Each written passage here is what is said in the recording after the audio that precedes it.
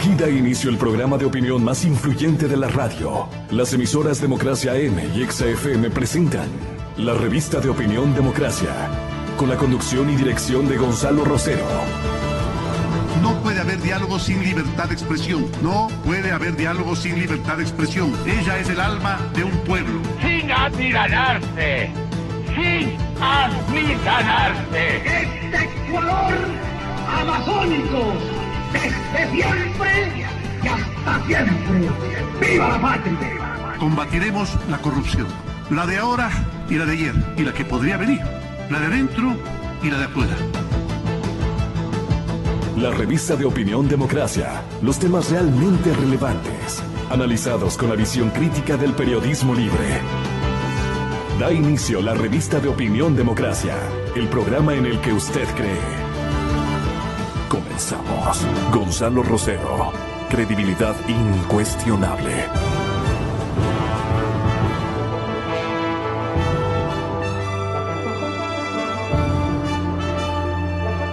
Una hermosa mañana, un abrazo gigante para todos ustedes, una conexión en vivo y en directo con nuestros primeros invitados. Saludamos al doctor Gonzalo Silva, al respetable presidente del Colegio de Abogados de la provincia de Pichincha, el señor doctor Ramiro García. En breves instantes, el maestro Julio César Trujillo, maestro de tantos ciudadanos, que buscamos no defraudarle, pero él es un gran maestro, un gran invitado, Julio César Trujillo Vázquez, en breves instantes. Asimismo estaremos en contacto con el periodista Fernando Villavicencio desde la capital del Perú. El tema es Odebrecht, tema eterno en estos tiempos. Llegan nuevos delatores, lanzan un proyecto que se llama Déjenme ver.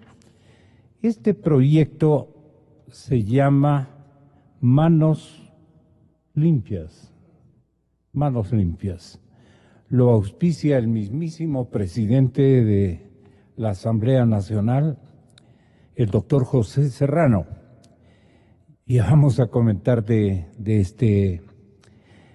este esfuerzo legislativo.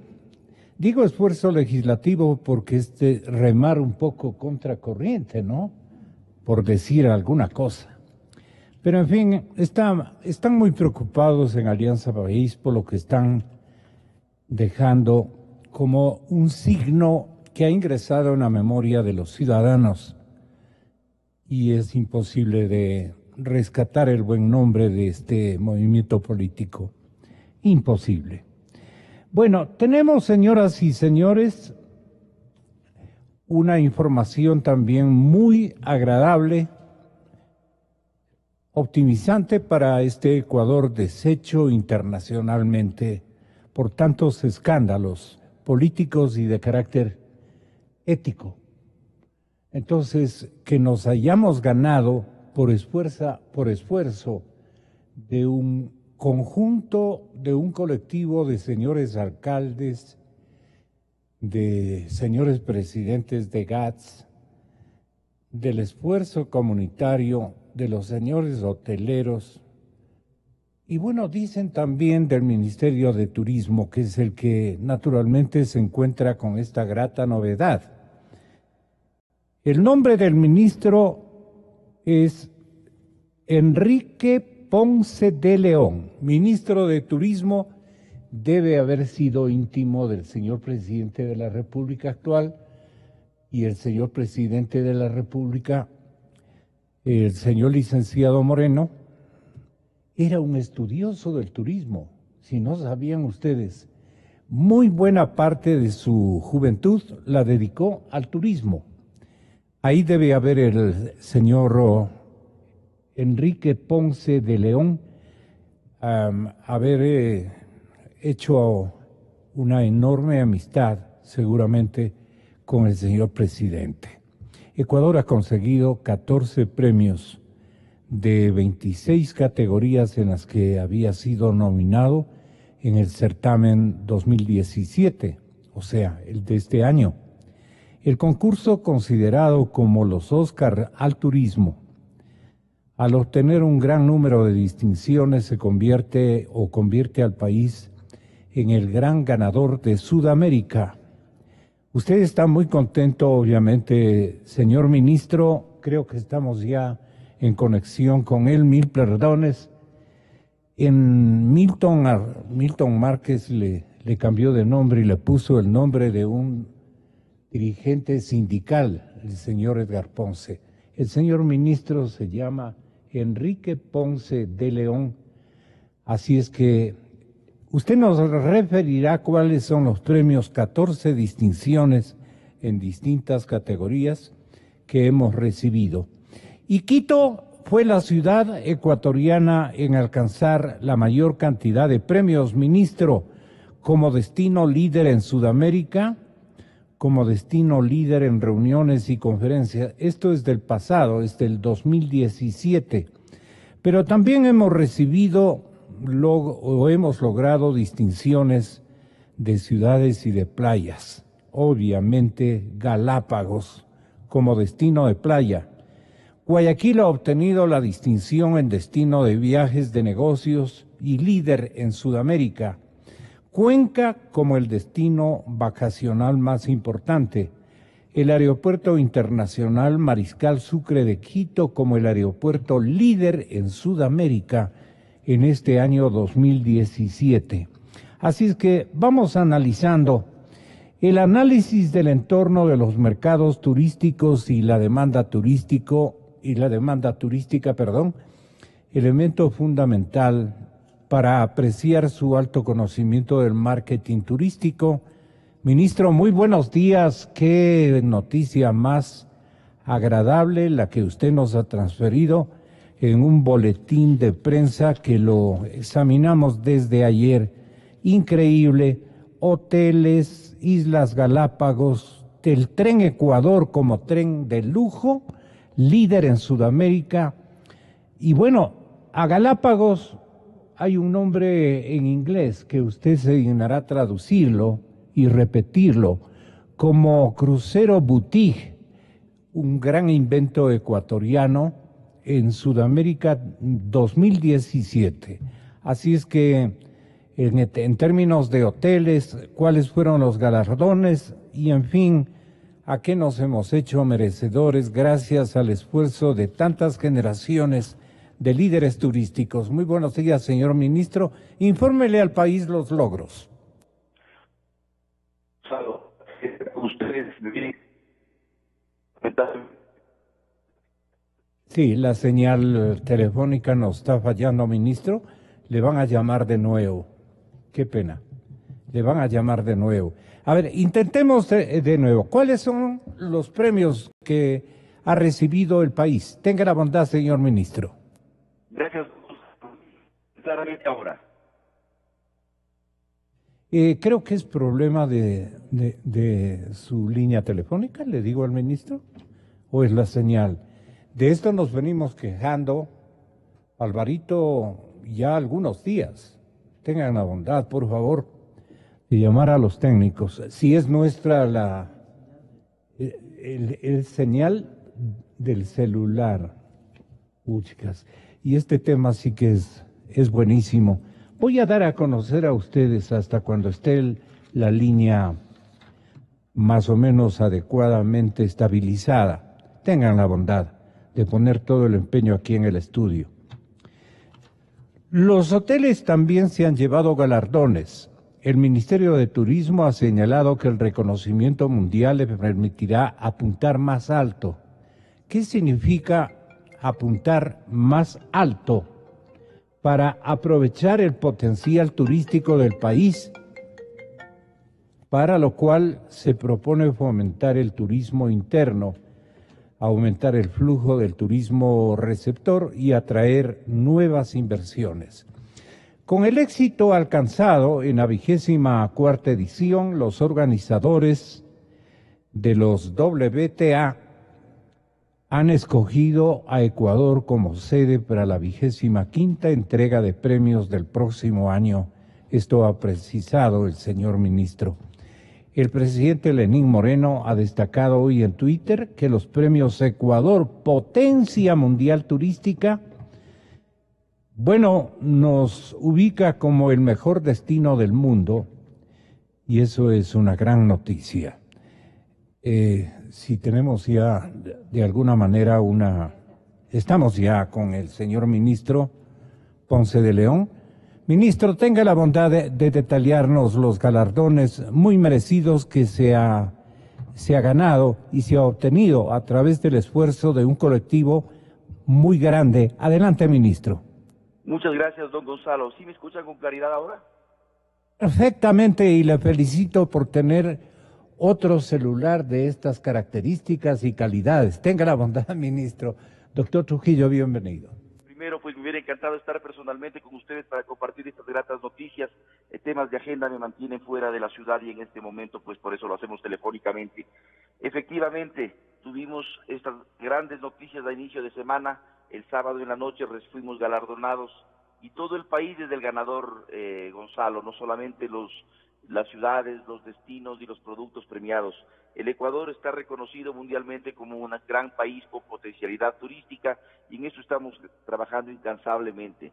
Usted mencionó una gran realidad, trabajo conjunto. Esta no es una tarea solamente del gobierno nacional o del Ministerio de Turismo. Esta es una tarea que nos mantiene ocupándonos al Ministerio de Turismo, al sector privado, a los GATS, tanto municipales como provinciales y como parroquiales. Pues estamos invitando a todo un país a trabajar en pos del turismo. Son 14 premios que rompen récords, señor ministro. Tenga la bondad de definirlos. Efectivamente, de 26 nominaciones hemos ganado 14 premios, 14 premios importantísimos. Algunos de ellos son ciudades, destinos, otros son productos. Pues en cuanto a ciudades tenemos a Quito con 2 nominaciones, tenemos a Cuenca, tenemos a Guayaquil. En cuanto a productos tenemos el tren turístico, como reconocido pues una vez más como un tren de lujo y un gran vehículo de turismo para el Ecuador. Sí. El aeropuerto de Mariscal Sucre igualmente ha sido reconocido. Y algunos productos del sector privado, que es muy importante también. Me estoy olvidando de la joya de la corona de Galápagos. Así Usted es. también ya lo mencionó anteriormente, Así fue es. galardonada como un destino de playa. Y decía también algunos destinos privados, hoteles de ciudad, hoteles de ecoturismo, que han sido distinguidísimos. Y respecto de todos estos tantos destinos, ciudades, productos, yo quiero decir, se merecen toda la felicitación, se merecen todo el apoyo, se merecen toda la promoción, la cogestión, y en eso vamos a estar con ellos. Pero yo sí quiero destacar que tenemos que utilizar de todos estos destinos de estrella, a los que yo les llamo destinos ancla, para convertir a todo el Ecuador en lo que tiene que ser, un circuito turístico debidamente empaquetado, con producto de calidad, de accesibilidad y de atracción, para poder salir al mundo, no solamente a promocionarnos, sino a vender nuestro país. El turismo interno, ¿cómo piensa mejorarlo? Porque ese es un desafío y un reto de un conjunto de gobiernos que se han turnado en el mejoramiento del área turística de nuestro país sin haber brillado, sino muy pocas ciudades. Habiendo tantos rincones hermosos, requerimos de infraestructura hotelera fundamentalmente, ministro. Efectivamente, Gonzalo, efectivamente, somos todo un país que merece ser turístico. Yo le considero al Ecuador como un verdadero circuito en el que podemos hacer turismo. Es así como el Ministerio a mi cargo ha tomado bajo su gestión 3 ejes importantísimos. El primero, la dinamización del turismo nacional. Para ello nosotros estamos trabajando de la mano del sector privado, trabajando de las manos de todas las entidades públicas independientes al Ministerio de Turismo, que tienen competencias de turismo, para poder trabajar en producto, para poder trabajar en el empaquetamiento turístico del país. Es así como tenemos trabajando de la mano a hoteleros, a aerolíneas, transportistas del turismo, sector de alimentos y bebidas, atracciones, para poder elaborar productos, paquetes que resulten atractivos, por supuesto que sí, productos de altísima calidad, pero además accesibles, porque también tenemos a la banca pública trabajando en esto pues para que pueda financiar, y así convertir a 16 millones de ecuatorianos en 16 millones de potenciales turistas. Y a partir de que sean turistas, Gonzalo, que es lo que más nos interesa, que conozcan su país, que admiren su país, que reconozcan su país y que a partir de allí se conviertan en los verdaderos anfitriones, en los verdaderos guías turísticos, en los verdaderos promotores de turismo que tanto necesitamos nosotros. Fijémonos que si tenemos un país con una infraestructura muy importante, tanto en vialidad aeroportuaria, en la conectividad tanto aeroportuaria como vial, si tenemos una infraestructura hotelera tan importante, tenemos una infraestructura gastronómica también muy importante, tenemos atracciones de primer nivel, nosotros pues lo que tenemos es que utilizar todo lo que tenemos, y la mejor forma de hacerlo para allá es que los ecuatorianos empiecen a hacerlo en su país, y no solamente de manera estacional, sino los 365 días del año. A eso estamos invitando y de alguna manera van a ser tan atractivos los productos que se saquen a través de la Gran Feria Nacional de Turismo que próximamente daremos a luz ya al público en general. Va a ser, digo, tan atractivo que van a estar tentados los ecuatorianos a empezar a viajar por su país. Pero esto solamente es en relación con uno de los ejes de gestión del... Yo quería preguntarle respecto a una política de precios, porque lamentablemente en los últimos tiempos somos famosos como país carísimo en todo sentido. Y esa es una reflexión tanto para los actores turísticos como para los actores industriales, para los propietarios de supermercados que tienen un oligopolio importantísimo, que también tenemos nosotros que indiciarles como causantes de ese encarecimiento. Entonces, los turistas que vienen, si no encuentran políticas de precios en el sector turístico, capaz que vienen, van admirados, van felices de lo que tenemos para ofrecerles a los ojos, a las impresiones del trato, en fin, todo lo que usted logre conseguir, y de hecho hemos logrado conseguir en todos los tiempos. Somos buenos anfitriones, pero lamentablemente el país está tremendamente caro en todos los sentidos y la gente quiere hacerse millonaria en cuestión de 5 años. Así no funcionan las cosas. No sé si esto va a merecer un estudio en tema de marketing, en tema de concienciación turística de parte de su gestión, ministro Ponce de León. Por supuesto que sí, no podemos tapar el sol con un dedo, y usted ha mencionado una gran realidad. No somos el país más competitivo, y efectivamente y diría que un poquito esa corriente ya ha ido pasando en cuanto al tema de alimentos y bebidas, por ejemplo, como que los precios se han ido normalizando frente al mercado internacional, sobre todo en el tema de bebidas, ¿no? Sabemos que con todas aquellas normativas existentes y que han ido ya pasando en el tiempo, el asunto se ha ido regularizando. Pero, por ejemplo, sí estuve participando activamente en un evento muy importante en el que se analizaba si es que el Ecuador es un país caro o es un país barato para el turismo. Y los resultados fueron halagadores. Realmente todos pensamos que íbamos a ser dramáticos en el sentido de que íbamos a ser el país más caro de la región, y no es así. Hay algún ingrediente que sí encarece nuestros productos, que es en ciertas frecuencias y en ciertos horarios y en ciertas directrices el tema de la conectividad aérea. Lo estamos atacando, nos estamos ocupando del tema, porque si bien es cierto, tenemos un país maravilloso que tiene que distinguirse al mundo por un producto turístico con identidad especial que nos diferencie del resto de países de la región, pero también tenemos que ser un país competitivo.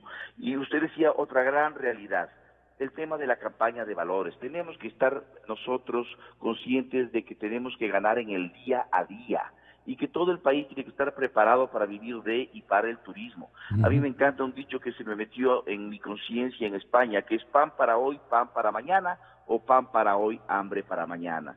Cuando nosotros abusamos del turista, creamos esa política del pan para hoy y hambre para mañana, porque vienen hoy y no vuelven. Nosotros tenemos pues que pensar en que el turista no solamente se vaya feliz, maravillado de este escenario natural llamado Ecuador, sino que se vaya feliz de la atención de los anfitriones, y que se vaya feliz porque el turista realmente regresa a su hogar, a su casa, a su país feliz, cuando ha tenido una grata experiencia, cuando llega diciendo, oye, quizás valió la pena haber hecho la inversión o inclusive más, me dieron más que aquello que invertí. Esa es la verdadera inversión que se hace en turismo y es por lo que estamos trabajando. De allí que tenemos que acompañar a nuestra gran Feria Nacional de Turismo, a la cual invito a usted a ser parte activa como uno de sus protagonistas, don Gonzalo, usted y la prensa seria, para que nos ayuden pues a hablar bien de nuestro país, a invitar al ecuatoriano, sea hotelero, sea dueño de restaurantes, sea transportista de turismo o no, es decir, viva directa o indirectamente del turismo, que empecemos a pensar en que el Ecuador puede vivir de y para el turismo y que todos estamos afectados por esta industria en forma directa o indirecta. Eso en cuanto a lo nacional, don Gonzalo, pero no quiero dejar de mencionar que nos estamos ocupando también del turismo receptivo. Y ahí mi llamado es un llamado, creo yo, muy importante, porque la meta que me he impuesto es una meta muy, muy elevada. Invitar al ecuatoriano, invitar al país a pensar en que solo seremos potencia turística el momento en que logremos el 1 por 1 ansiado. ¿Cuál es el 1 por 1? Un turista por habitante. Tenemos que trabajar por ello. Qué terrible desafío, ¿no? Gigante es su desafío, ministro. Es un desafío por el cual muchos me estarán tachando de loco, pero yo creo que tenemos que ver hacia muy arriba para poder llegar muy lejos. Esto no será de la noche a la mañana, esto no es un tema de hoy a mañana. Este es un tema que nos tomará un camino. Espero que no sea muy largo, pero sí tengamos la certeza de que si nosotros queremos llamarnos potencia turística, no podemos contentarnos con el número de extranjeros que visitan anualmente el país. Esto tiene que ni siquiera duplicarse, sino que multiplicarse por muchos. Ministro, ya hablaremos del turismo de negocios, que es otro gran desafío que tendría su administración.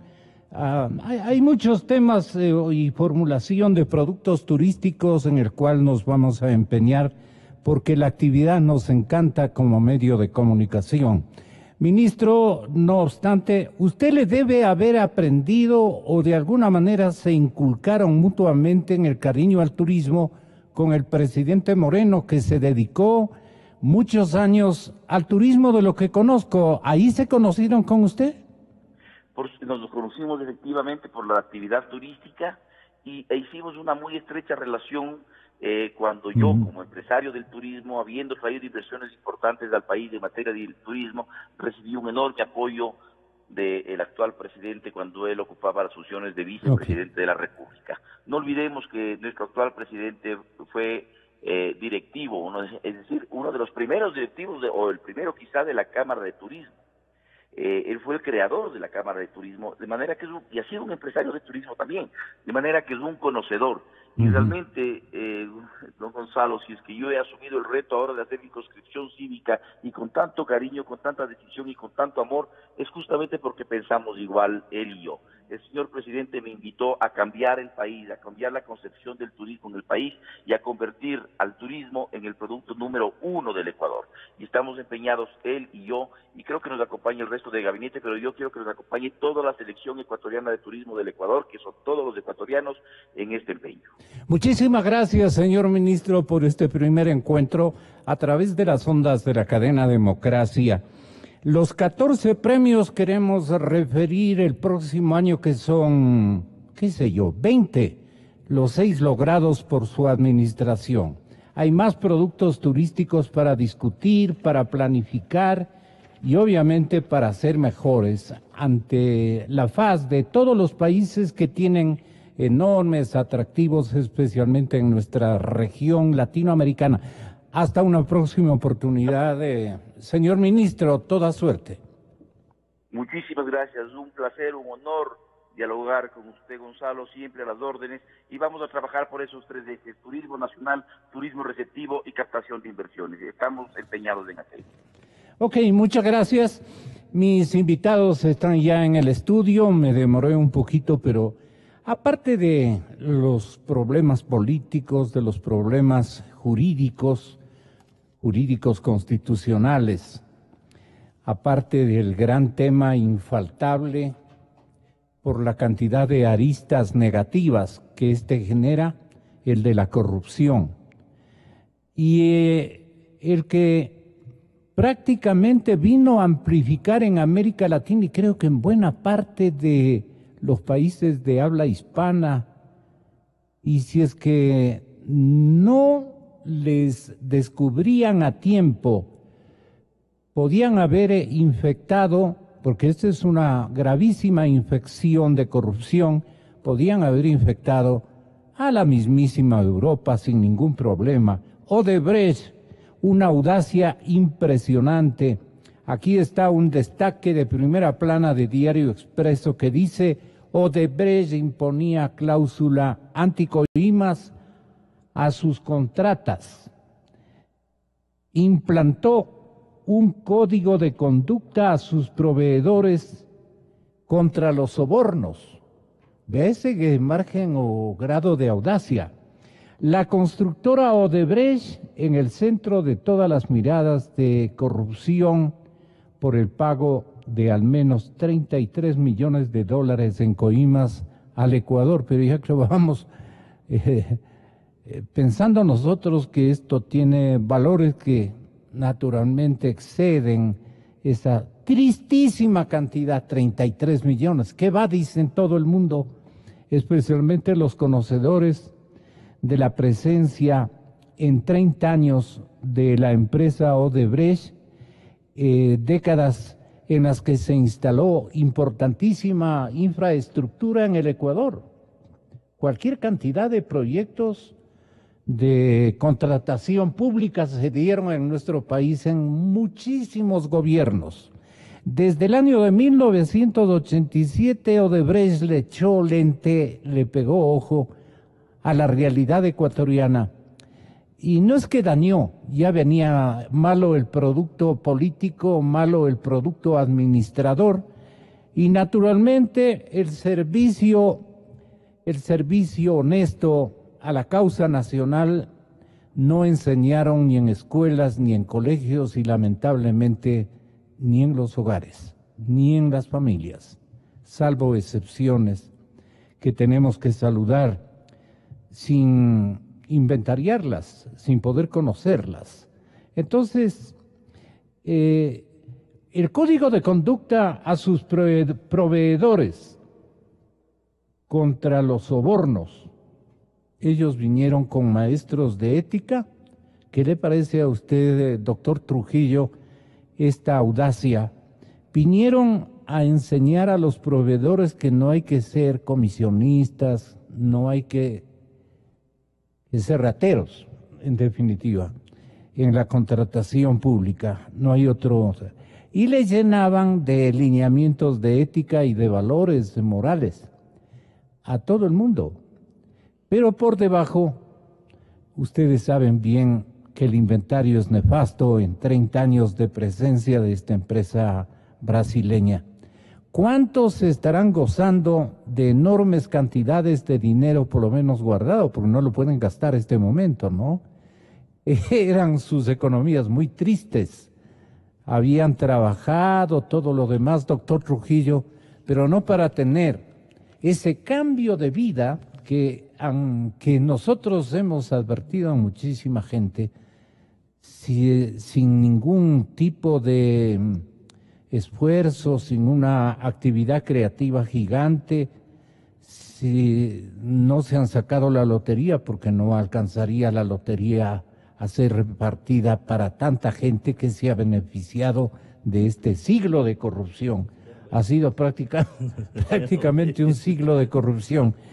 Examinándonos a nosotros mismos para comenzar por una especie de lección, que usted sí es un maestro de la rectitud, doctor Trujillo, tenga la bondad que, ¿cómo usted ha sentido este remesón?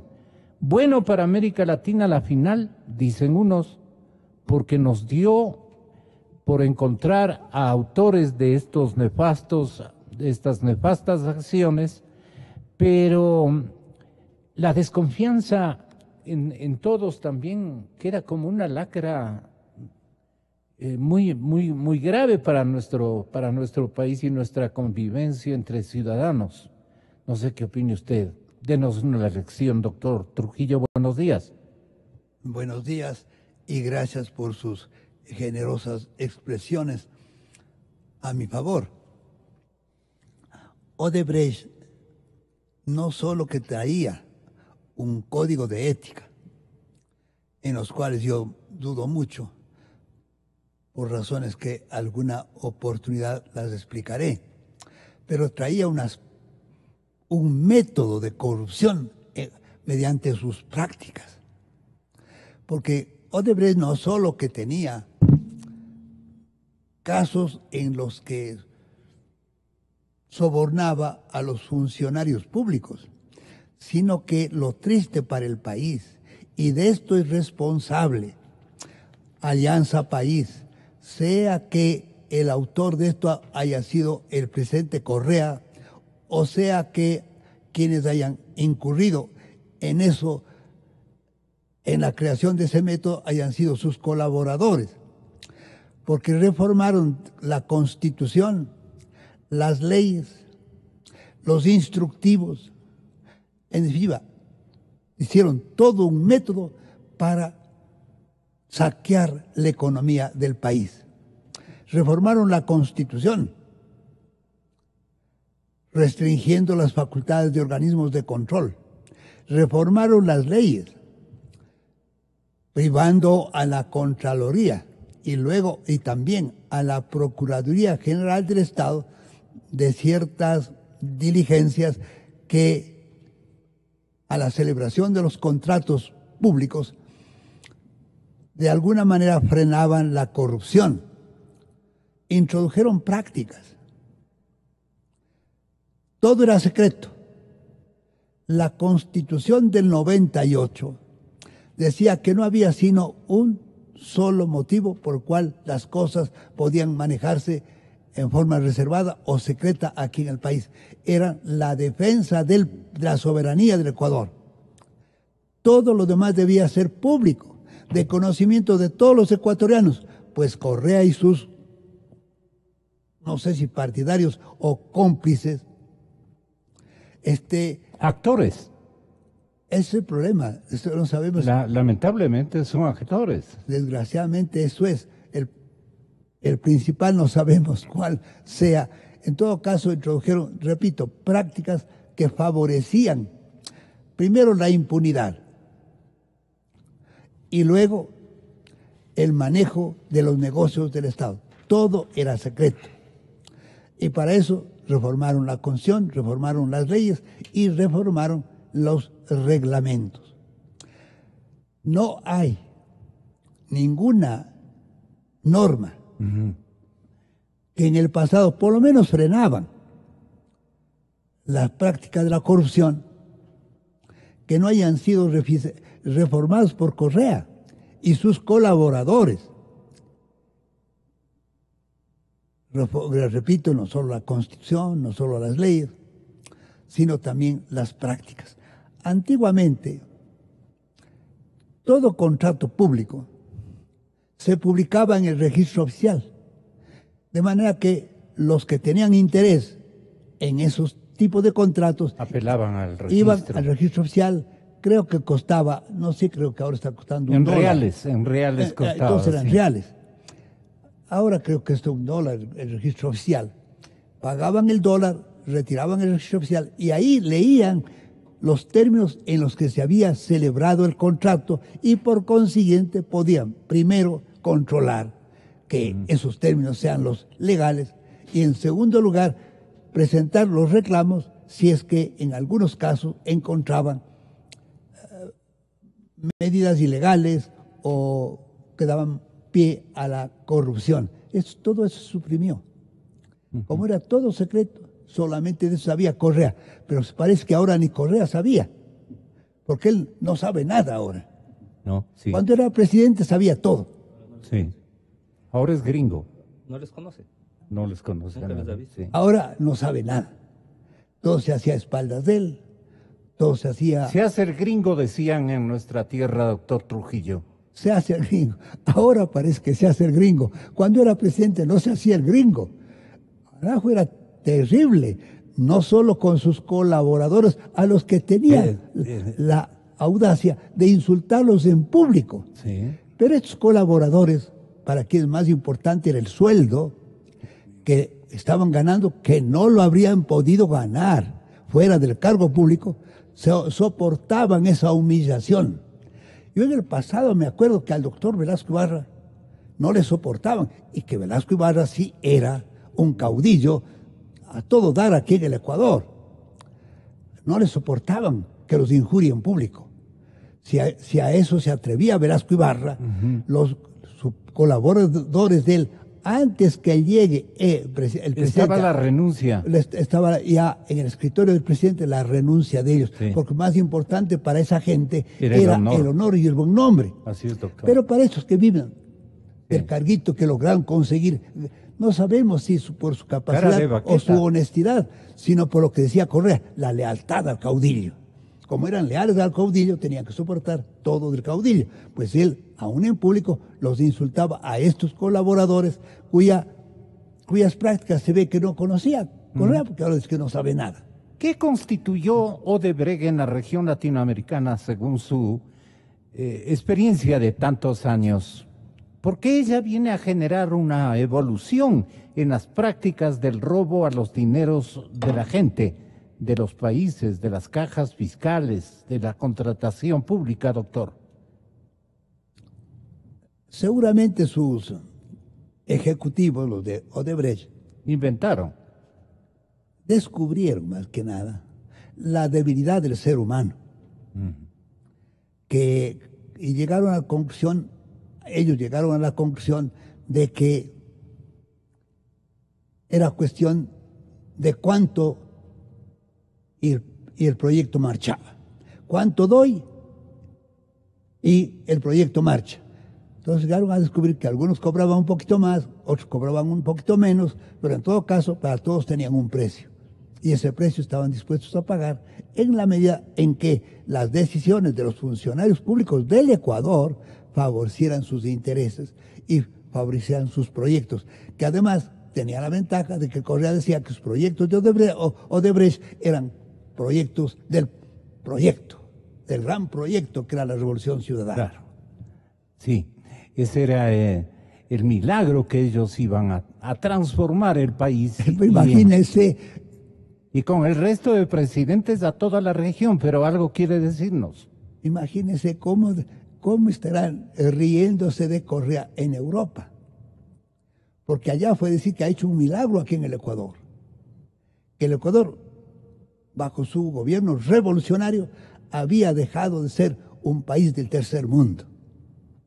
Pero ahora descubren estos que le creyeron a Correa en Europa que no había dejado de ser del país del tercer mundo, sino que continuaba siendo del tercer mundo y corrupto que lograron. Que estemos atrasados, en fin, no es culpa del gobierno que tengamos en cada época, sino de toda la historia del país. Pero ciertamente que seamos corruptos sí es culpa del gobierno de Correa y del gobierno de Alianza País. Ellos tienen que responder al Ecuador por haber tenido 10 años al Ecuador sumido en la corrupción, en todos los contratos en los que intervenía el Estado o sus instituciones.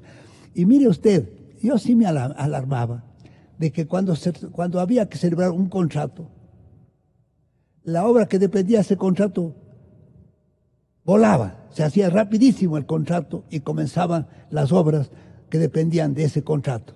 Pero otras necesidades del Ecuador no eran atendidas. Si había que construir una carretera, rápido, la vía La Plata para la carretera, y aunque cueste 3 veces, aunque cobraban 3 veces lo que costaba la carretera, estaban dispuestos a pagar. Mire usted lo que ocurre en Yachay. Allá, cuando se trata de construir y celebrar contratos de construcción, se construye. Pero no tenían plata para los laboratorios, de los cuales depende la educación de los jóvenes que iban allá. Engañaron a esa juventud, engañaron al Ecuador y se enriquecieron. No sabemos quiénes, porque eso también hay que llegar a saber quiénes son para sancionarlos de acuerdo con la ley y con la opinión pública al partido que auspició semejante corrupción en el Ecuador. Este mismo instante, en uno de los medios de comunicación audiovisual más importantes del país, la cadena Teleamazonas, nuestra fraterna, está una secretaria de Estado siendo entrevistada por nuestra distinguida colega sobre, por ejemplo, el invento de comprar medicinas, que ha sido el negocio de todo un siempre, señor doctor Gonzalo Silva, por poner un ejemplo. Y entonces se inventaron este remate a la inversa, una cosa que tiene una denominación, subasta inversa. Muchas gracias. La metodología de la subasta inversa, dicen, no, pues con eso estamos salvados. Y los peores ejercicios o prácticas de corrupción se han ubicado precisamente en la delicada otrora, sagrada misión de comprar medicamentos para la gente pobre, y le robaban directamente a la gente pobre, porque los de clase media alta ya podemos, de clase media y media alta ya podemos defendernos de otra manera, apelando al médico incluso particular, tenemos un médico en la familia, apelamos a los organismos que nos proveen salud, doctor, y solucionamos el problema. Pero el caso era más grave que eso, es decir, Doctor García, bienvenido. Gracias, Gonzalo. No solamente era un problema de precios, era un problema de contenidos de los medicamentos. Inocuos. Claro, imagínese, por ejemplo, un paciente oncológico que recibe y cuya vida y cuya integridad depende del contenido de ese medicamento.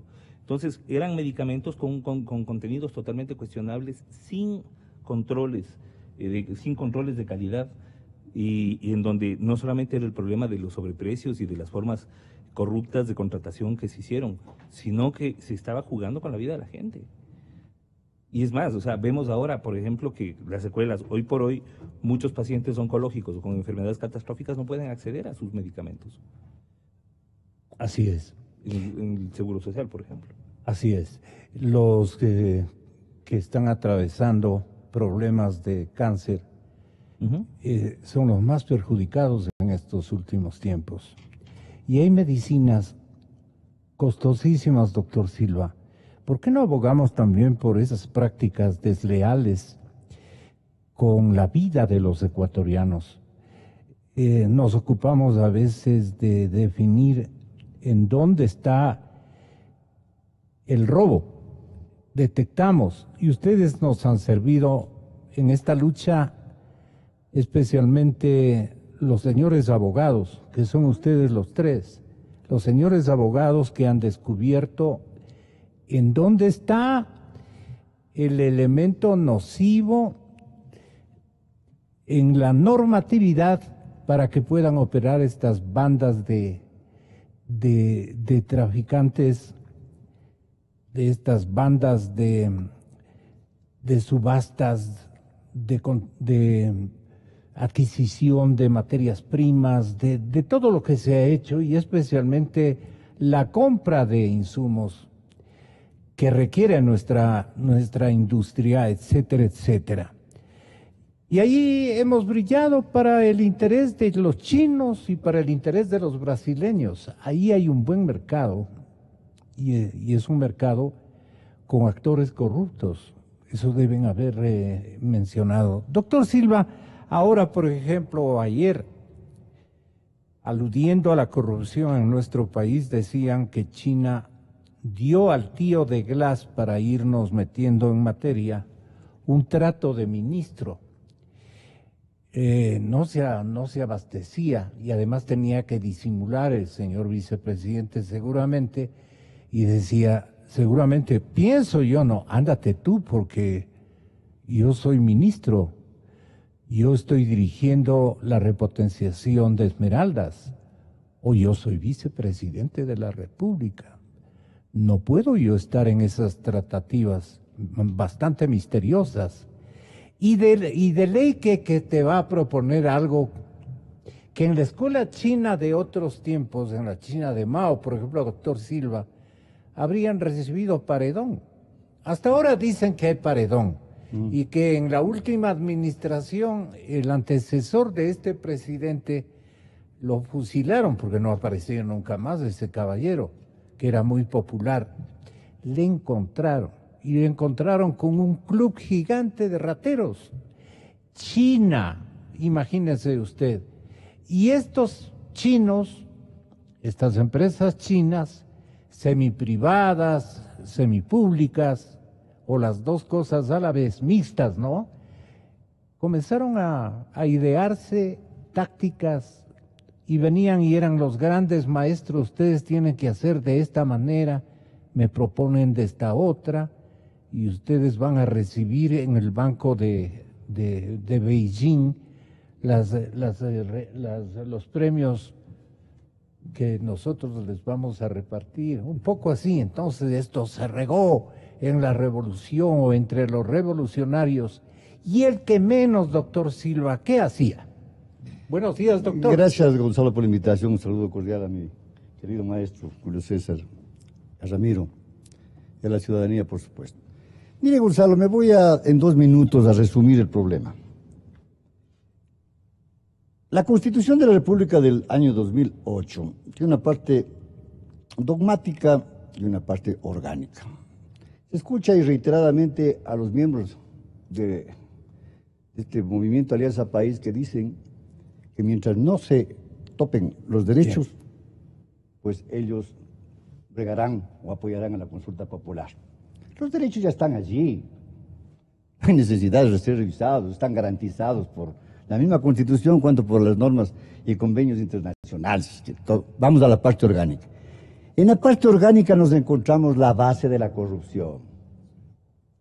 Cuando comenzamos en el artículo 207 y 208, analicemos, dice, el Consejo de Participación Ciudadana será designado mediante el proceso que el Tribunal Supremo Electoral efectúe.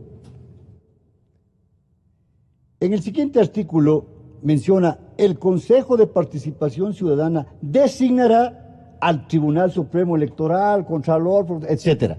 Es decir, cuenta con pago unos para otros mañana pasado. Allí comienza este campo de la corrupción. Entonces, se designan entre ellos, el grupo de ellos y para ellos. Esta es la base. Sí. Esta es la base. Entonces, no conformes con este ya antecedente constitucional, pues comienzan a crear ya la institucionalización para la corrupción. Y nos encontramos con una resolución de la Corte Suprema, del 19 de marzo del 2010, en el que impone la obligación como procedibilidad para los delitos de enriquecimiento ilícito y peculado el informe previo de la Contraloría. Mire usted, el 2009, pues ya se creó el Código Orgánico de la Función Judicial, mediante el cual ya se imponen reglas restrictivas a los jueces y a los abogados respecto al manejo de estas causas. Y lo que es más lamentable, Gonzalo, es que a partir del 2014, esta disposición de la Corte Suprema, en vez de dejarlo a un lado, pues lo introducen como norma en el Código Orgánico Integral Penal en su artículo 581. O sea, el manto está cubierto, ¿no es cierto? Ahora escuchamos al señor presidente del Congreso Nacional que dice que ha presentado este proyecto de manos limpias, ¿no es cierto? Sí. Hasta los delincuentes tienen manos limpias. Se lavan. Todos. Con jabón. Todos. Nos lavamos. Después se convierten en manos sucias todos aquellos que en forma desvergonzada se convierten en latrocinadores del Estado, de los dineros del Estado. Pero bien, continuamos. Entonces... Pero, perdone, doctor, el señor presidente del Parlamento Nacional está en buena lid, hace el bien construyendo esta ley de manos limpias para aumentar las penas o aumentar los castigos, las sanciones en años en cada forma. ¿Usted cree que eso es suficiente en un ejército de dañados? Hay que entender bien lo que las escuelas dijeron sobre este campo, pero me voy a referir un segundo sobre este tema. Mire, el señor presidente del Congreso Nacional ahora dice en su ley, en su proyecto o propuesta, de que el indulto presidencial tiene que también considerar no conceder a quienes sean responsables de los delitos en contra del Estado, genocidio, etc. ¿Existe coherencia? ¿Con qué? Con la Constitución de la República. Porque en la Constitución de la República entregó a la Asamblea Nacional las amnistías y los indultos, menos estos. Ahora va a ingresar también menos de estos en el indulto presidencial. Bien, pero no escuchamos que diga el señor presidente del Congreso Nacional también que se derogue el artículo 581 del Código Orgánico Integral Penal respecto a los requisitos de procedibilidad para esta clase de delitos. Y entréguese, por supuesto, a la Fiscalía General sin necesidad de que mencione la autoridad para el ejercicio de la acción penal pública. Mire, no tenemos esto, o sea, no encontramos mucho. Pero usted averiguaba y decía su preocupación sobre la subasta inversa a la que se refería la señora Como ministra. uno de los ejemplos de estas prácticas, ¿no? Esa es la entrega, la adjudicación al mejor postor, ¿no es cierto? Pero esto también permitió, con la ley de contratación pública, para que se pueda promover estos actos delincuenciales. Mire usted cuántos delitos existen y procesanse en la Fiscalía sobre estos temas de la subasta inversa. ¿Por qué? Porque los internos que trabajan en estas instituciones se encargan de comunicarse y hacer una asociación ilícita con los proveedores. Hay varios casos, Gonzalo, yo conozco muy bien, y la señora doctora Diana Salazar, que maneja muy bien esa situación, sabe y a qué me refiero. Ha sido chiriboguista. Mire, entonces, ahora vamos al punto que motivo de su preocupación. Perdón, una cosa así, una acotación muy rápida. Sobre el tema de los chinos, que era lo que estábamos conversando hace un rato. Bueno, vemos acá que toda la contratación pública que se realizó a través de la estructura china tenía componentes de corrupción. Solamente ayer, por ejemplo, el presidente fue a darse una vuelta por ese elefante blanco llamado Yachay. Y se topa con horrores. Primero, que los 1000 estudiantes que tiene Yachay tienen carencia de aulas. Segundo, que había más construcción de aulas que de laboratorios. Se encuentra con que los laboratorios no están adecuadamente equipados. Lo que sí estaba equipado era la oficina que se había hecho el secretario del CENESIT, de 400 metros de ahí a todo trapo, para poder gestionar desde ahí. 400 metros de oficina, ¿sabe lo que es eso? Imagínense. Luego se topan, además, con que de los 55 millones de inversión extranjera, se constataron apenas 2.8 millones. Bueno, una cosa, es decir, 20 veces menos, 25 veces menos de lo que se había comunicado.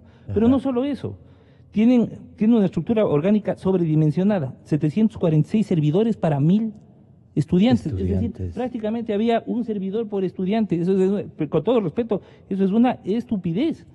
Sí. Pero no solo eso, constatan que las famosas inversiones que se habían anunciado de Tesla, 3.000 millones dijeron en 5 años que iba a invertir Tesla en Yachay. Y resulta que la empresa Tesla dice no conocer ni siquiera y no tener ningún contacto con esta gente. Entonces, es decir, son mentirosos además. Pero absolutamente mentirosos, por favor, es una cosa pero de horror, ¿no? Además, de las 4.462, ojo, que antes, donde funciona Yachay, antes eran tierras productivas. Claro. Usted tenía una cantidad de unidades productivas de diferentes tamaños y de diferentes productos, pero eran unidades productivas. De las 4.462 hectáreas, que es un monstruo, ¿no? 4.462 hectáreas. El 52% de estas tierras se encuentran improductivas. Quiere decir que más o menos 2.500 hectáreas de las 4.462 no están dedicadas a nada. Entonces, o sea, no solamente es un despilfarro, un derroche, pero también es la feria de los sobreprecios. Y todo además con cara de academia, ¿no? Porque ponían, cuando hablaban de esto ponían cara de monja. Lo vergonzante y tormentoso es que a un alto dirigente de la Revolución Ciudadana, a un alto dirigente de Alianza País le correspondió denunciar a sus mismos compañeros de partido, porque el señor Martínez, que está ahora en el cargo de gerente, digamos, de Yachay, señor Martínez, si le conocemos, sí le conocemos, íntimo de Edgar Ponce, con él nació la actividad política, de lo que yo recuerdo, él es el que denuncia tantos funcionarios, tantos gastos, tanto pelotón de vagos y cosas así, que han estado lucrando.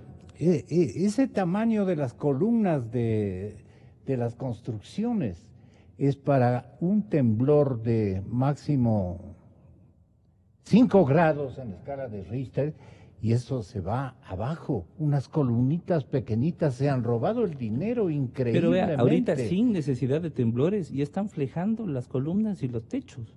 O sea, son edificios tan mal construidos que ya tienen problemas estructurales antes de inaugurarse. O sea, un poco nos recuerda el gallinero este que construyeron acá atrás, esta famosa unidad financiera, que por cierto es un horror, ¿no? Feísima. Así es. Pero que aparte de fea, el mismo día de la inauguración presentaba goteras, llovía más duro adentro que afuera, ¿no? Entonces no aguantó el primer aguacero, era una cosa de horror, bajaban ríos de agua por las gradas. Entonces, lo que vemos es que adicionalmente a los sobreprecios, vemos que las obras han sido muy mal contratadas, porque además esto siempre va de la mano, porque cuando se hace contratación corrupta, no es tan importante la obra, lo importante es la comisión, ¿verdad? Lo importante es la coima que se recibe. Entonces, claro, construyeron obras que aparentemente en exteriores eran bonitas, bien construidas, pero estructuralmente con problemas terribles. Mire usted, por ejemplo, en el terremoto que hubo el año pasado, exactamente me parece que fue el 16 de abril de 2016, el primer edificio que se cae en Puerto Viejo es el recién construido edificio de la Corte. Y ahora, a propósito porque hay bastante también que hablar de las contrataciones realizadas por el Consejo de la Judicatura, y también coincidencia con contratistas chinos. Entonces, con los contratistas chinos se pasaron haciendo una cantidad de obras, en todas con sobreprecios, mal hechas y con coimas. El importante rotativo, doctores, de la hora, precisamente ubica en su primera plana el siguiente titular: la Judicatura está prácticamente, no, es que usted va primero, la Judicatura está acorralada, no deje insinuando, hay que probar, ¿no? Aquí dice: hay unas 300 denuncias de injerencia del anterior gobierno. Están demandando también a Rafael Correa por tráfico de influencias. Esto que creo que se ha suscitado tanto en el ex MPD como también en Guayaquil. Hay una jueza que también se queja. Nosotros como Colegio de Abogados vamos a presentar órdenes también, especialmente del señor Alexis Mera. ¿Pero a nombre de quién hablaba Mera? Porque Mera no hablaba, por supuesto. No le iba a decir, yo soy Alexis Mera y usted tiene que hablaba a nombre del esta presidente y siempre hablaba en primera persona del plural. Nosotros sabremos lo que tenemos que hacer. En un comienzo los 40 ex jueces pusieron las primeras alertas. Sin embargo, ahora afirman que ya cuentan con alrededor de 300 denuncias. Doctor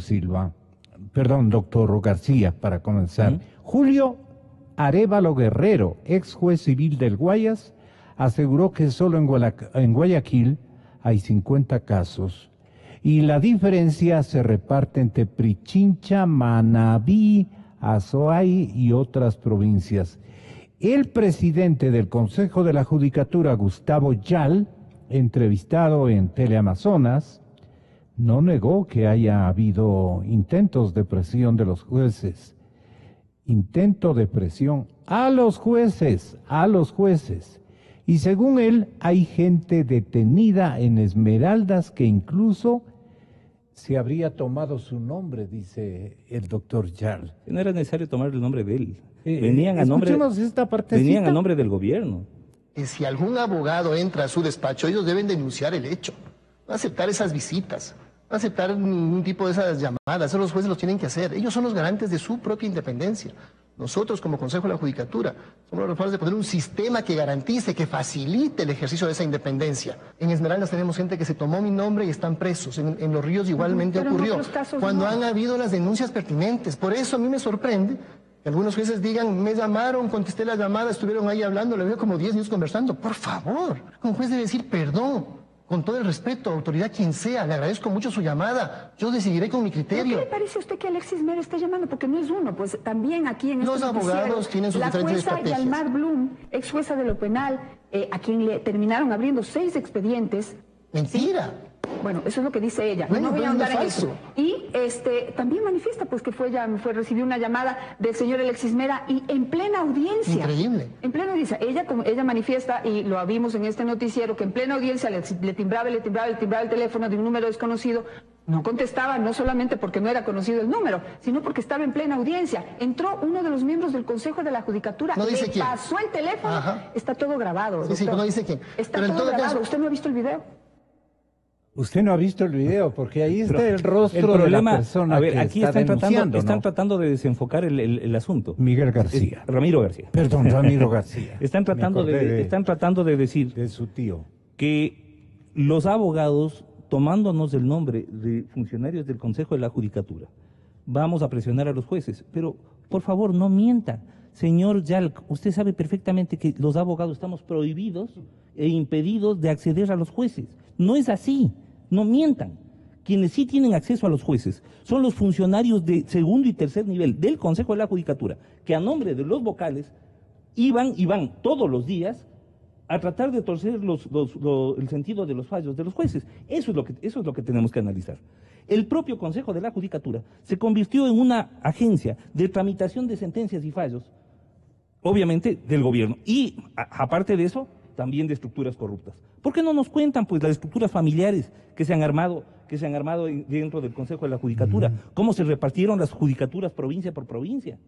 Pero cuéntenos, ¿por qué no nos cuenta cuál es la relación de familiaridad con la jueza Karen Matamoros Orellana, que fue la que sentenció a los vocales de la Comisión? ¿Qué relación y con quién hay? Pero por favor, con el señor Yalc, con el doctor Yalc, por favor que nos explique.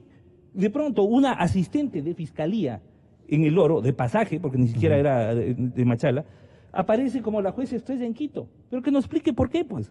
Además, totalmente, bueno, nosotros con el doctor Trujillo constatamos sus deficiencias jurídicas ese día, pero además deficiencias éticas, porque recordemos que los sancionan, que los sentencian en el juicio que les pone Carlos Polit, en base de la declaratoria de malicia y temeridad dada por el doctor Maldonado. Posteriormente aparece el audio en donde Polit le dice al señor de Odebrecht, tranquilo, y hablé con el juez para que declare malicioso y temerario. Y en base de eso, vamos a estos hijos de tales y cuales a meterles presos y a lanzarles una sentencia condenatoria. Y eso es lo que pasó. Es decir, la Judicatura ha garantizado que la voluntad corrupta de un poder corrupto primero, sea obedecido, y segundo, garantizar esos esquemas de impunidad, que es lo que explica el por qué se robaron la plata. Pero también se necesita una categoría, doctor Silva, de presidente de la República. Se necesita tener una categoría delincuencial, si cabe el término, para interceder en favor o en contra de una sentencia. Porque podía el exmandatario, ¿no es cierto?, podía haber dicho, ayúdale con esta sentencia, es una buena persona, pero claro, él no corría riesgo. Para eso estaba el señor doctor Alexis Mera.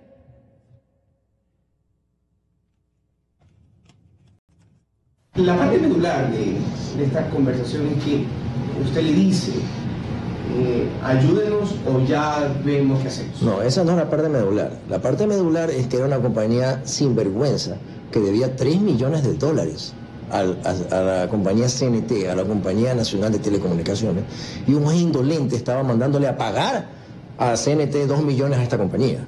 Eso es lo medular del tema. Cómo había un abuso contra el gobierno, contra el Estado, contra el dinero de todos los ecuatorianos, que estaban esquilmando con una compañía inescrupulosa que quería aprovecharse de un juez indolente o ignorante para sacarle plata, cuando debía pagarle al Estado $3 millones. Eso es lo fundamental del tema el interrumpir una audiencia con insistencia. Eso no he hecho, eso es falso, eso es mentira. Yo no he interrumpido ninguna audiencia ni he intervenido en un tema privado. Lo otro no conozco, eso es un tema totalmente particular, que no recuerdo. No hay ningún audio en que yo llame. Puede ser que se tome mi nombre. Yo no le puedo asegurar que se hayan tomado mi nombre a lo largo de estos años.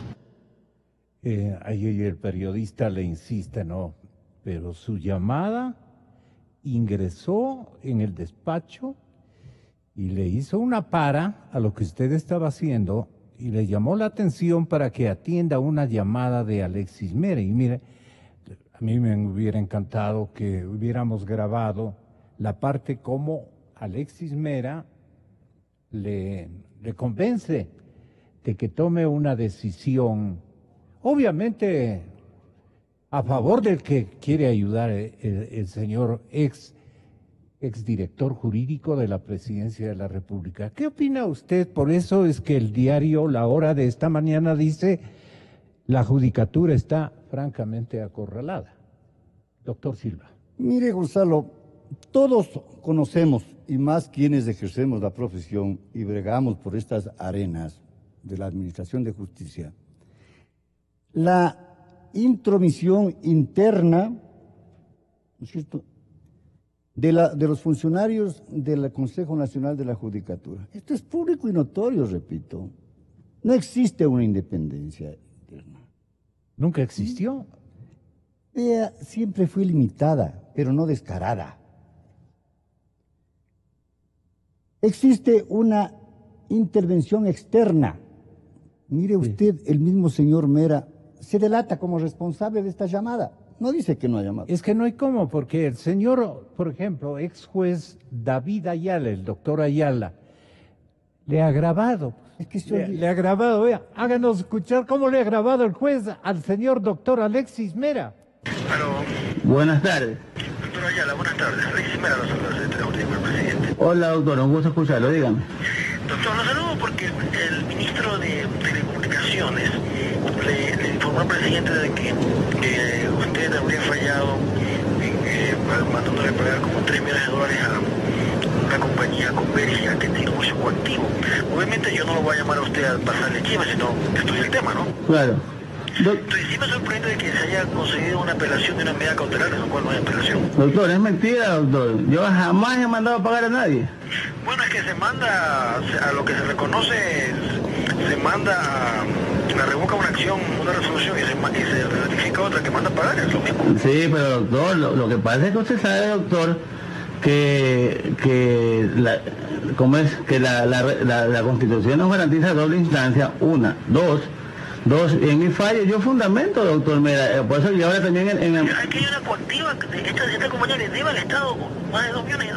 Doctor, ¿Y ustedes dicen que no vale eso? No, doctor, yo no he dicho en ningún momento eso. Yo me referí específicamente al fundamento del juez que concede. Usted es una compañía mafiosa de la época social cristiana, que se ha llevado $3 millones y debe más de lo que le adeuda.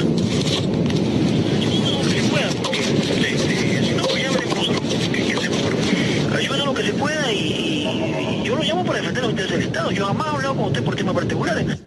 Teleamazonas. Sí, era una nota de nuestra fraterna Teleamazonas.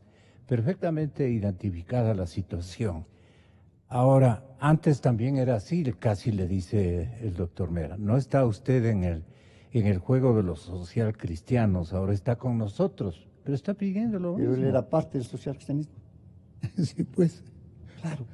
El Alexis pero era por parte, supuesto trabajaba en el consorcio jurídico, perdón, que después llegó a la presidencia de la República, el doctor Romero Pardo. Por favor, qué engaño. Si este señor era el que también calificaba y descalificaba a toda la gente. Social todos cristiana, dice. Vea, bastaría es ver la fotografía de la USAID.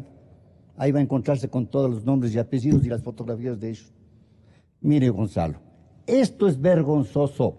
Esta intromisión interna del Consejo de la Judicatura, con la amenaza en contra de los servidores judiciales que se mantienen en verdadera preocupación, ellos y sus familias, cuando deben pronunciarse, y más en la problemática nacional, en asuntos de la problemática nacional, por el error inexcusable que les sanciona por la supuesta inaplicación de la ley. Cuando deben conocer estos señores de que el error inexcusable es procesal, jurisdiccional y no de la administración de gobierno como el Consejo de la Judicatura. Que sí es verdad, el artículo 130.3 del Código Orgánico de la Función Judicial reconoce que luego el Consejo de la Judicatura puede conocer estos asuntos, pero luego del pronunciamiento de los jueces de instancia, no antes, ¿no es cierto? Es arbitraria esta disposición en su aplicación. Punto 1. La intromisión externa. Gonzalo, este tráfico desvergonzado de los correos y de los emails que se han enviado, no puede ser más descarada esta intervención interna y externa. Y ahí están hasta el lado del señor presidente de la República. Por eso es que aplaudimos el deseo de él, de la consulta popular, para desmontar a todos estos incapaces que están enquistados en todos estos órganos de control que tanto daño lo han hecho y lo hacen al país. Pero el señor presidente Moreno fue criticado en las redes sociales, tal vez porque no le entendieron la intencionalidad que tenía él, no precisamente de reclamarle o de apoyarle o de felicitarle. Me refiero sino que él le dice con habilidad: yo, por ejemplo, a vos no te llamaría nunca porque conozco de tu integridad. Claro. Pero le dice en una línea de ironía, creo yo. Indudable, pero no le dijo: está maravillosa la justicia que tú has preparado, que tú administras. Exacto, tus jueces son los más brillantes, son evaluados de la mejor manera, cognitiva, actitudinal, personalmente. ¿Por qué ve, Gustavo, me admiro que les hayas mandado a 400 personas con el error inexcusable del Consejo, a través de la sanción del Consejo de la Judicatura, cuando todos son honorables? Yo no he escuchado eso. Yo no escuché eso.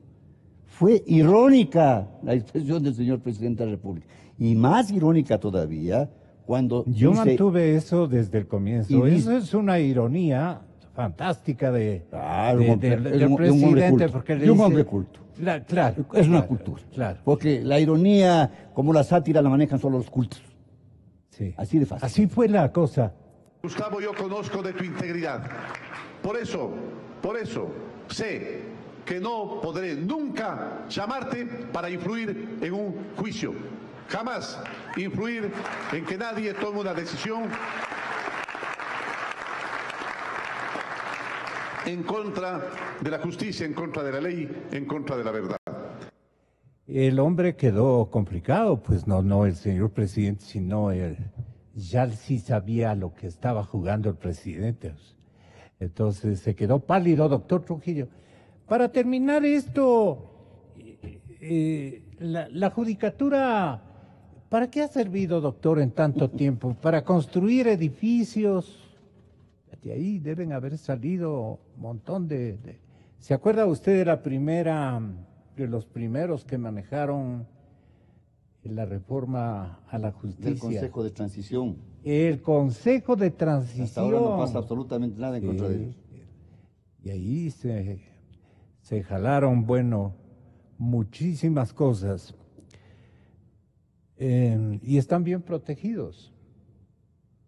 El problema del colectivo revolucionario es que cada uno sabe de qué pata cojea. Y lo que este momento existe es una colectiva protección entre ellos. Entonces, frente a eso, bien complicado, complicadísimo. Y peor si traen a colación un ataque frontal, digamos, a la corrupción, aumentando las penas. Sobre eso quería que tenga la bondad de darnos una impresión. No sé si usted ya leyó este proyecto de ley. Una comunicación dirigida a Viviana Bonilla, en la que le presenta el doctor José Serrano, presidente de la Asamblea Nacional, con una exposición de motivos, todo como debe ser, pues no. El proyecto, le explica, tiende a asimilar las mismas restricciones de la amnistía parlamentaria al indulto presidencial. Se redefine el delito de enriquecimiento ilícito, eliminando los rangos de aumento patrimonial preexistentes ya que sin importar su monto éticamente son inaceptables y en cualquier caso deben ser severamente sancionados. También dice el doctor Serrano, hay que definir el delito del cohecho bajo estándares internacionales. Se incrementan, dice el doctor Serrano, o él manda este proyecto, incrementando las penas para el delito de concusión. Se redefine el delito de tráfico de influencias bajo estándares internacionales y se agrava las penas. Se agrava la pena en el delito de oferta de realizar tráfico de influencias. Se redefine el tipo penal. Hicimos una plática rapidísima con la doctora Paulina Araujo en horas de la noche de ayer y le dijimos, doctora Paulina, ¿y a usted qué le parece todo esto? Pero mira lo que me contestó. Respecto a esta ley de manos limpias, de esta propuesta de ley que se quiere hacer ver va a ayudar a luchar contra la corrupción, me permito decir el primer punto. El Ecuador no tiene problema de leyes. Leyes tenemos. El problema es o que no las aplican o que las aplican selectivamente. De ahí que una vez más nos estamos enfrentando a lo que se conoce como leyes meramente simbólicas, que pretenden dar una imagen a la ciudadanía de que eso va a erradicar la corrupción, cuando en la realidad sabemos que no es así. Ese es un primer punto. Segundo, a través de esta ley se está haciendo varias propuestas de reforma del COIT. Sin embargo, esas propuestas, de las pocas que se ha podido ver, de lo que han traducido y han expuesto esta propuesta de ley, nuevamente parece que no tienen claro lo que implica la delincuencia económica. Tampoco tienen claro lo que es la responsabilidad penal de las empresas. Por un lado, el presidente Serrano, el presidente de la Asamblea, propone que las empresas respondan solo en el caso de cohecho, es decir, cuando se recibe coima. Pero eso es absurdo, porque también debería estar aplicado a otros delitos contra la administración pública, como el peculado, que es el abuso del dinero de todos los ecuatorianos, la concusión, el enriquecimiento ilícito, es decir, todos los delitos de índole económica. Otra reforma que al parecer también quieren proponer es subir las penas. Sin embargo, bien sabemos que el efecto de subir las penas poco o nada influye en estos delincuentes de cuello blanco, y más aún cuando tienen protección de la misma justicia. Entonces, la verdad, técnicamente, desde el punto de vista jurídico, no veo viabilidad de este proyecto, que no sería más que un parche provisional del Código Orgánico Integral Penal, que sí debe reformarse y de forma urgente, desde el artículo 1 hasta el final, porque tiene errores gravísimos que al fin de cuentas nos orillan a la impunidad. Paulina Araujo, ¿qué les parece a ustedes, doctores Trujillo y Silva? Bueno, el valor del endurecimiento de las penas dejo a los penalistas que tienen abundante bibliografía para responder a la eficacia de esta medida para combatir el delito y la corrupción en general. Pero yo sí quiero recordarle al señor Serrano, creo diputado, presidente de la Asamblea, que hay que juzgar el pasado. ¿Qué pasó con la corrupción de los 10 años de Correa? Se resuelve por... ¿Ya no hay cómo juzgar eso? De acuerdo con la nueva ley, bueno, la ley no tiene efecto retroactivo, de manera que estas... Claro, para comenzar, no tiene efecto endurecimiento de las penas no podría norma, aplicarse a los 10 años. Pero el problema es el juicio político, pues. Él tenía en sus manos la oportunidad de dar trámite al juicio político que se propuso contra el señor Glass. Y él, tan de manos limpias, en lugar de dar paso a ese enjuiciamiento, lo impidió que siga adelante. Y el señor Glass quedó de inocente. El pasado también hay que juzgar, señor diputado Serrano, y el pasado es para ustedes vergonzoso, porque no solo está metido el vicepresidente, mire usted, que el vicepresidente de la República esté enjuiciado o esté procesado, como quiera decirse del caso del señor Lazo, sino que hay diputados que están mencionados en la lista de corruptos del gobierno de Rafael Correa, porque según dice los denunciantes, ellos recibieron dinero por tomar decisiones que perjudicaban al país, no solo porque se favorecía el sobreprecio en las obras que se encargaba a los contratistas que pagaban las coimas, sino porque además no reunían los requisitos que el sentido común exigía. Diga usted, hay un contrato en la refinería del Pacífico con una empresa coreana. Sí.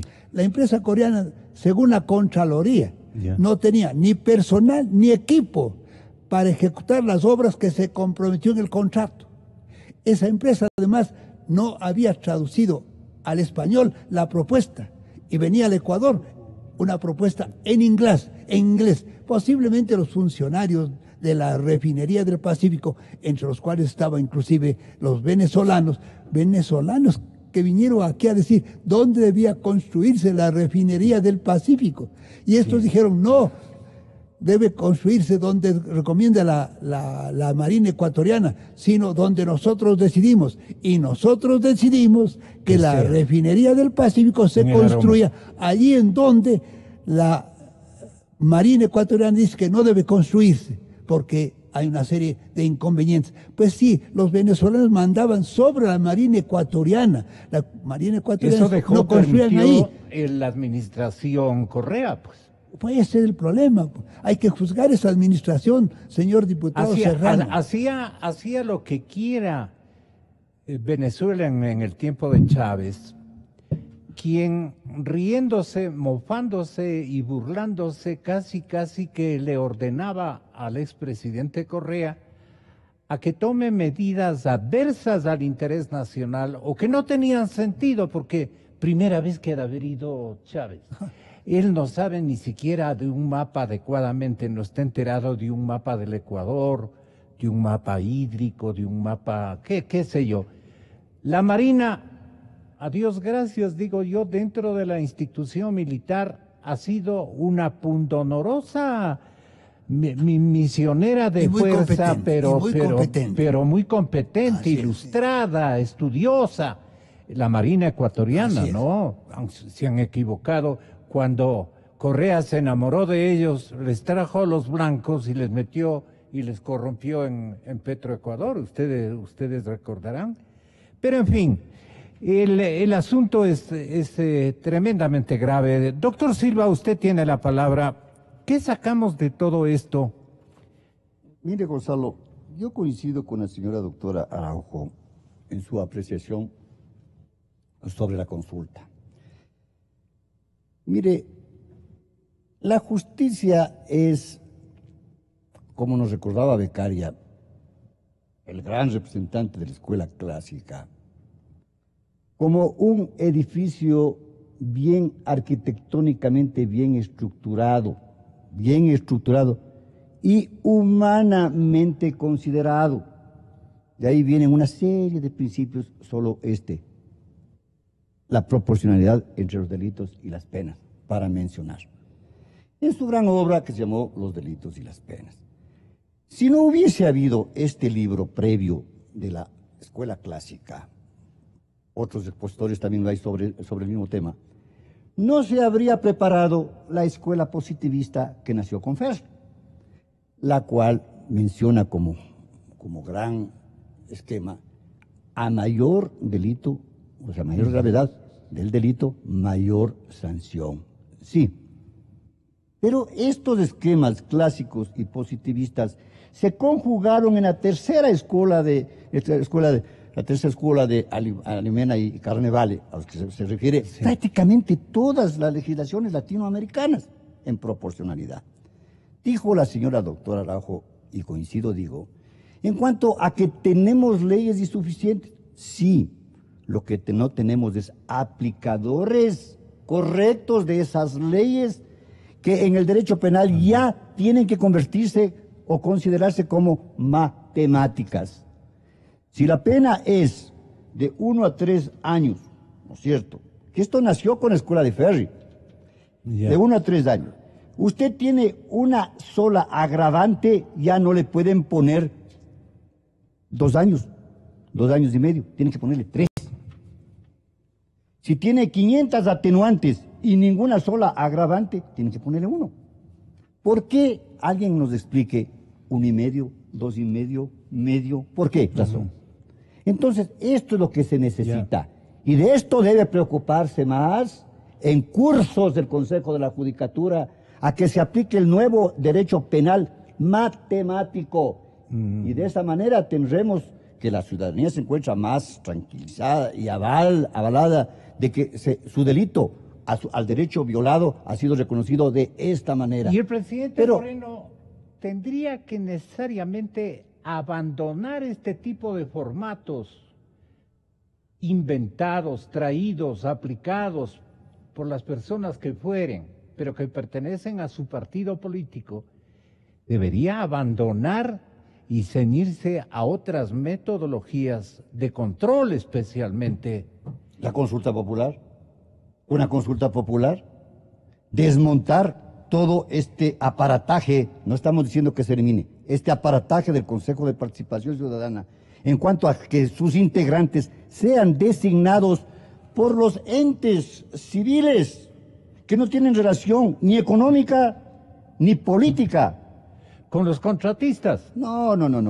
Ahí están los gremios de abogados, las cámaras de comercio, etcétera. Ellos deben, esta sociedad civil, promocionar los nombres para que integren la comisión, el Consejo de Participación Ciudadana. Yo le decía al público muy respetuosamente, le traía esto de los contratistas, porque en definitiva el mapa de contratación pública lo han inventado chinos y brasileños. Ellos vienen y venían. Te vamos a financiar, tú necesitas un embalse, tú necesitas una refinería, tú necesitas una obra de envergadura, no pases el tiempo con eso, para eso nos tienes a nosotros. Y ahí comenzaba, Gonzalo. En cambio, la otra parte, la nada ética. ¿Cuánto? Entonces, tengo para ti un premio si tú me firmas esto. Pero es que es obvio que así suponga la colectividad ecuatoriana de lo que venía ocurriendo. Y por eso es que ahí van a haber más revelaciones, por ejemplo, en el caso de Brecht en las próximas horas. Están algunitos temblando, porque creo que son cosas bastante complicadas. Joana Ramos de Teleamazonas, precisamente esta partecita, en la 5, es la que nos daba a conocer anoche precisamente esta novedad. Y es este viaje realizado en julio del 2010 a China por Ricardo Rivera, tío del vicepresidente Jorge Glass, el que ahora está en la mira de la Fiscalía, que según varios correos electrónicos, también en manos de la justicia, Rivera habría representado a Ecuador en una negociación con la empresa china Genesis System International. El 24 de junio de 2010, el entonces ministro de Sectores Estratégicos, Jorge Glass, escribió a Giver Lo Jikeng, presidente de la compañía. Fue un placer conocerlo en China. Sería interesante organizar una reunión en Ecuador durante la última semana de julio para explorar las posibilidades de avanzar en estos temas. La reunión se concretó, pero en China, y quien la encabezó habría sido Rivera. Como pruebas, el registro de salida del país el 2 de julio desde Guayaquil con escala en Miami y llegada a Beijing. Ya en Asia, Rivera se alojó en un hotel 5 estrellas, almorzó en el New Poly Plaza de Beijing y solo por entretenimiento gastó más de $4.000. La transnacional no escatimó para recibir con categoría de alto funcionario al enviado especial de Ecuador, y es que la empresa estaba interesada en el proyecto que tenía el país para lanzar un satélite en ese año y en la refinería del Pacífico. Pese al entusiasmo chino por concretar negocios, la cita fue un desastre. Así lo resumió George Goldsmith, vicepresidente de la empresa Agio Lázaro, hombre supuestamente cercano a Glass. El hombre especial insistió en ser tratado como un alto funcionario de gobierno, pero rehusó a dar pruebas de ello. No permitió que le tomaran fotos ni entregó tarjetas de presentación. La mitad de los funcionarios no creen que Ricardo es un representante del gobierno o del señor Glass. La otra mitad sí. El prejuicio principal, añadió el empresario, fue que Rivera, durante la discusión de la adquisición del satélite, indicó que Ecuador no necesitaba el equipo y no tenía ni el dinero ni el petróleo para pagar por él.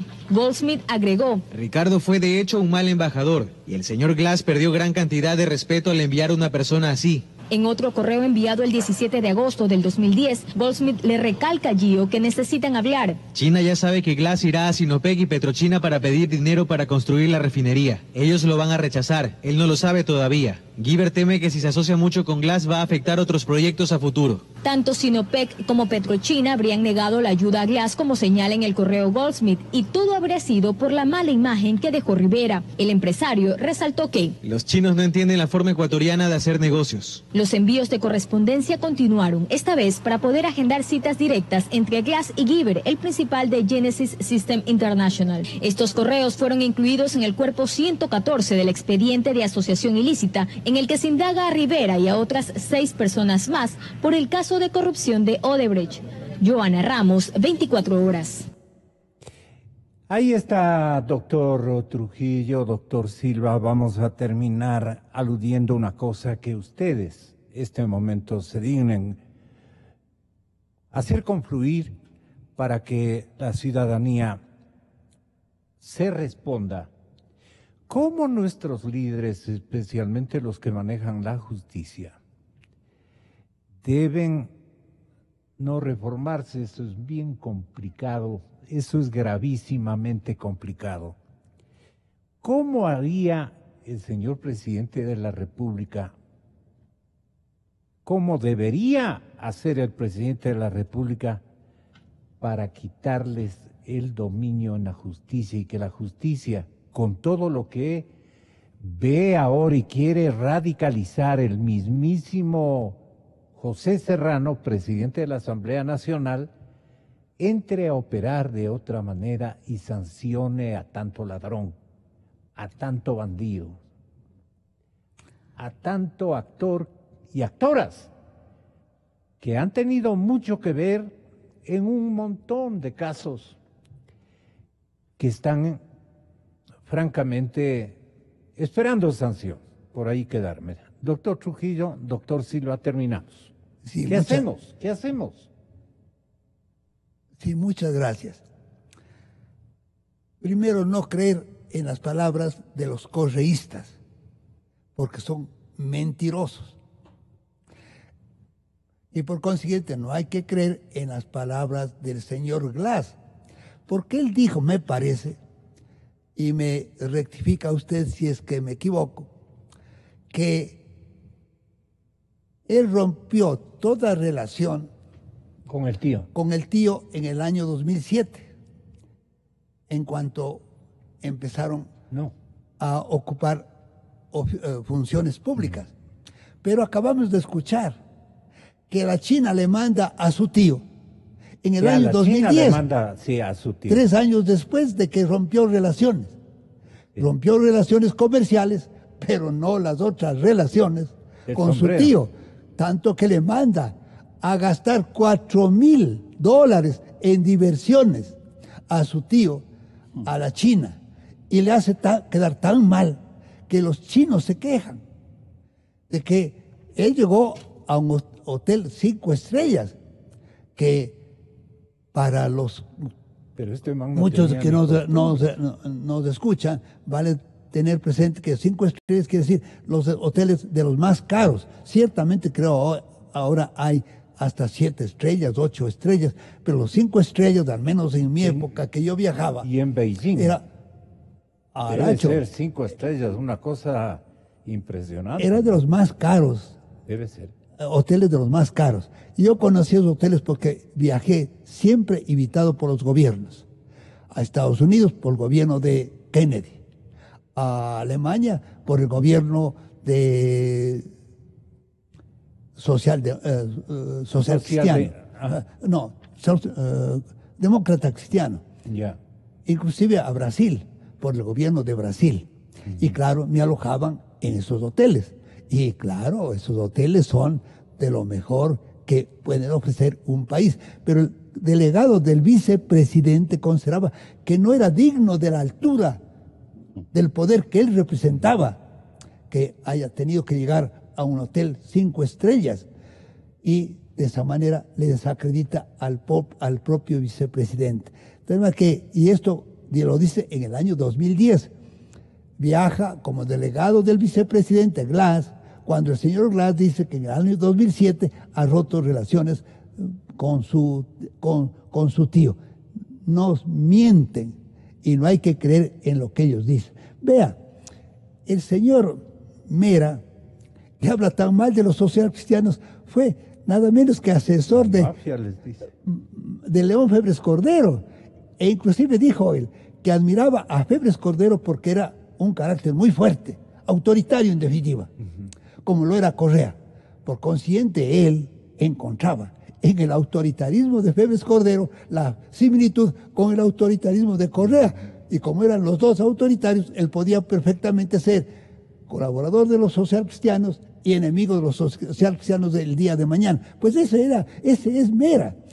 Y no se olvide que Mera dirigió un oficio, nada menos que al presidente de la Corte Nacional, encargándole, como que fuera correo de Mera, que advierta a los jueces de Manabí que si en los juicios que se habían planteado en esa provincia en contra de alguna institución del Estado, se atengan a las consecuencias, y el presidente de la Corte Nacional, para vergüenza del Ecuador, en lugar de devolver ese oficio, que además le ofendía a la función judicial, además les trataba como a un correveidile cualquiera, o sea, el presidente, hágale saber cuáles las consecuencias a las que se exponen a los jueces. Y el presidente de la Corte Nacional, en lugar de elevarse a la condición de presidente de una de las funciones del Estado, que comparte el poder tanto como el presidente de la República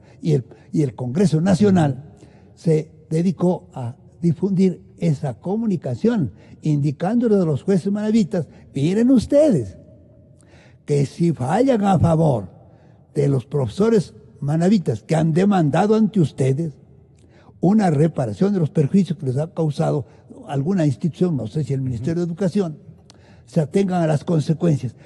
Esa es una amenaza vergonzosa para quien quiera, y por supuesto para los pobres jueces que a veces necesitan del sueldo para subsistir. Pero si el presidente de la Corte Nacional también que ellos practican con semejantes malos ejemplos. Bueno, esa es la gente que nosotros tenemos, los que representan a Alianza País, porque hay que culpar a esta colectividad que se llama Alianza País de la tragedia que vivió el Ecuador durante los 10 años del gobierno de Correa. Correa, Alianza País, y sus colaboradores, Alianza País.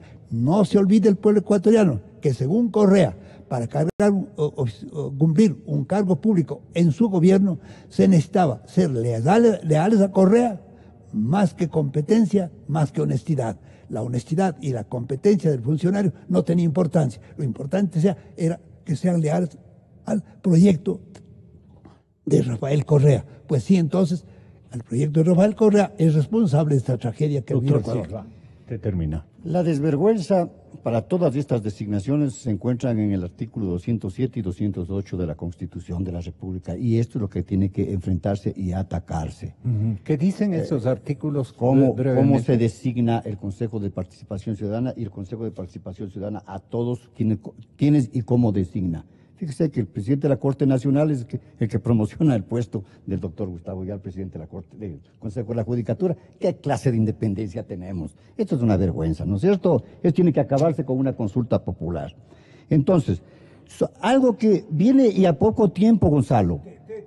¿Demora mucho el señor presidente Moreno o está calculando las yo cosas? Yo entiendo que el señor presidente estratégicamente. Yo creo que ya tiene las preguntas de la consulta. Y la ruta está dada. Y con colaboración general. Mire, sobre a poco tiempo nos vamos a encontrar con la sorpresa sobre las penas a toda esta gente que se ha llevado millones de dólares. ¿Por qué? Porque van a acudir al principio de favorabilidad en el sentido que todos sus latrocinios, toda su desvergüenza en haber dilapidado los dineros del erario nacional fueron cometidos antes del 2014, la mayoría. Entonces, las penas serán mínimas y con la supuesta colaboración eficaz, que no es aplicable, pero que lo harán, con los procesos abreviados, que no es aplicable, pero lo harán. Ya se escucha que están muchos de ellos ahora preocupadísimos por la asistencia, por la colaboración eficaz, para que se les imponga la menor pena. Esto es la peor ofensa que va a recibir el Estado ecuatoriano, el pueblo ecuatoriano, a muy poquitos días. Yo creo en la radio. Yo creo en la radio. Creo en la verdad. Creo en Nexa FM. Inicio de espacio promocional y publicitario.